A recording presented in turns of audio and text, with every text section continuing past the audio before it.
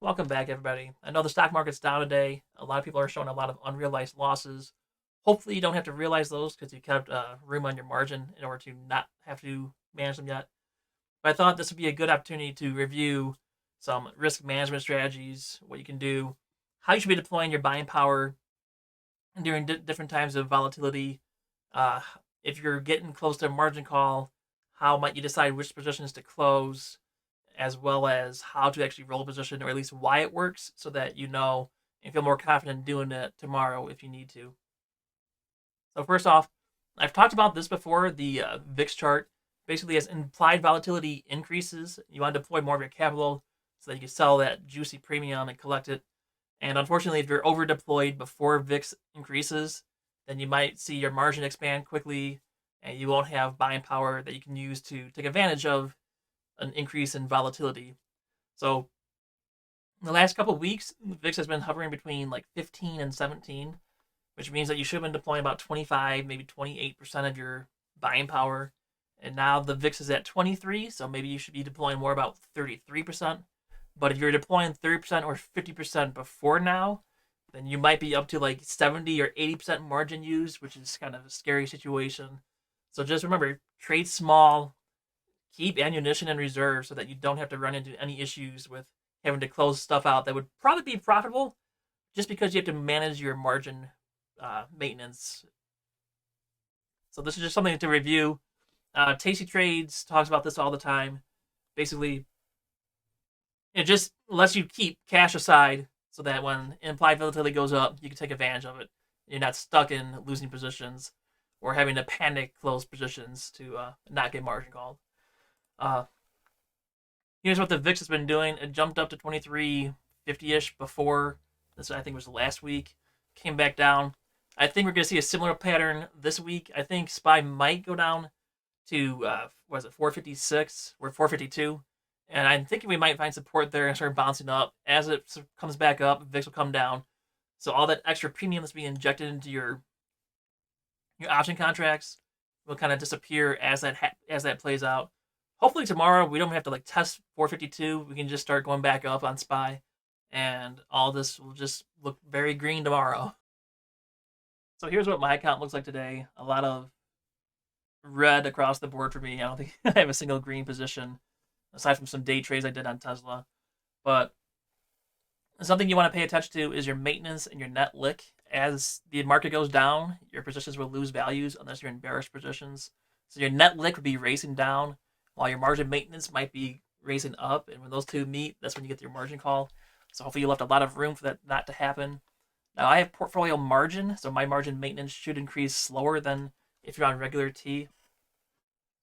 But still, if you're becoming an issue where your margin maintenance ratio is getting up there, you might have to think about closing positions or modifying your trades just to kind of reduce that margin maintenance requirement. So one thing that you might want to look at is positions that you have on that might be eating up a large margin maintenance. So like Microsoft, if this was a Reg T account, this would be eating up about 20,000 in margin maintenance.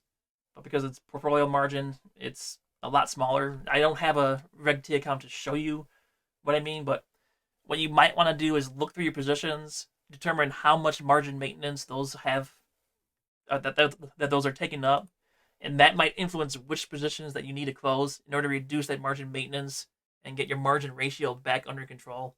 You don't want to get a margin call and run into having to put in more money into your account or let the broker liquidate something. You want to be proactive and manage it yourself so that you have complete control over what's going on with your account. Something else to think about is right now the VIX has increased a lot, so a lot of extra premium is being shot into positions.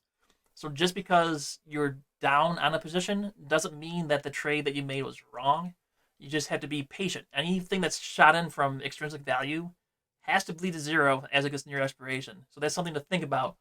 If your strike price is not being challenged, then you might want to just think about not managing that position unless you're running into an area where you might have too much margin maintenance up. Then you might want to close it just to free up some margin maintenance. So I guess I don't really have a good example in this one. Okay, well, IWM might be one. So I'm actually down 47% on this. I think IWM is sitting at 208. could be wrong. Let me look that up real quick. If I even have it on my watch list. There it is. 208. Look at that. So my position's not even in the money. So all this losses here is still just extrinsic value. So I'm not worried about that position in particular. And it still has 30 days for that to run off. So that's the kind of thinking that I'm looking through while I'm looking at my positions is it actually being challenged? Does it need to be managed? If not, just wait it out if you have the margin room to do it. Another thing that you can do is turn some of your larger positions into spreads. So Microsoft, if this was eating up a lot of stuff for me, maybe I just buy a put, turn this into a spread, limit my max loss, that'll reduce the margin maintenance on it a lot. So if you're running into that kind of issue, you can also do that to try to fix your margin maintenance. Another thing you do is roll out in time, and then that should lower your margin maintenance as well. But hopefully you can roll down and out if you're trying to roll a put. And regardless, the more time you have on a contract, the less margin maintenance it should take, unless the brokerage is starting to up their requirements for those positions. We're trying to determine when is the best time to roll a position. What I like to do is look at the extrinsic value left on the position. So like this Microsoft put, it's obviously in the money. Microsoft is at 302.79 last I checked. And right now the option is trading at, let's say 19, because that's the last. And I sold it for 542, so I'm down a lot on this position. But the reason why I'm not managing this yet is because there's just so much extrinsic value left on this that I just want to just let theta burn. And I don't think this dip is going to be the big crash that everyone thinks it is. I think it's going to trend back up anyway. I still think this play, even though it's in the money right now, is probably going to finish out of the money by expiration. And there's just so much theta on there to burn because of all the premium that got juiced or injected into this that I'm not going to manage this yet. Now, to figure out how much extrinsic value is left in the contract, what you got to do is take the current price, which for Microsoft is 302.79. Subtract your strike price, 315. And that gives you the intrinsic value of that contract. So right now I am down on this position because the intrinsic value is $12.21. Now anything else in this contract is extrinsic value, and that's going to burn over time if Microsoft stays exactly where it is. So just by leaving this position on, well, here, I'll show you. Let's say it's at 19. I'm going to add 19 to this. And that's how much extrinsic value is left on the contract. You multiply by 100, so $679. So if I think Microsoft is just going to stay exactly where it is right now, over time, I'll make $679 from just letting it on. Even though the would be a realized loss overall, I still make some of that money back because of the extrinsic value has to raise to zero over time. And it's got 30 days to do that.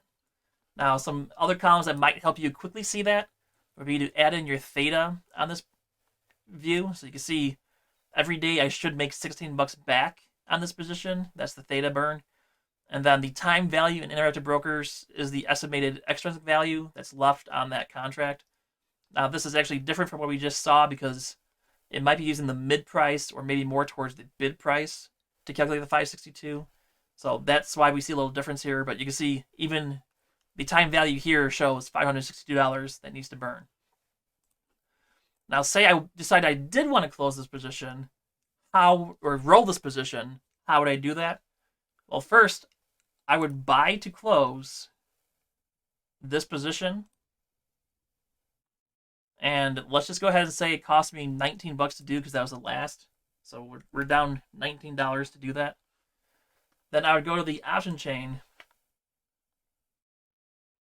And then I would probably just automatically look a month out and look at that same option. And you can see the bid and the ask is actually pretty wide on this. But you could probably get filled for mid-price, let's say $20. So we receive a credit. So we're making $20. So overall, we'd make $100 in credit by rolling this position out in time. That reduced the margin maintenance required for this position and gives more time for Microsoft to make the climb back up. And this all works because extrinsic value is greater the more time that there is on the position. So if you go out in time, you should be able to roll for a credit. Now, if you wanted to, you could try to roll down a strike. In this case, it doesn't look like I could do that with Microsoft, but in other positions where the strikes might differ by $1, not by $5, you might be able to roll down $1 and still get a credit. So you lower your overall risk and buy time. So that's just what rolling is. You're closing one position for a loss, selling the new one for a net credit. So you sell it for more than you bought the last one back for. And that's how people roll their positions over time.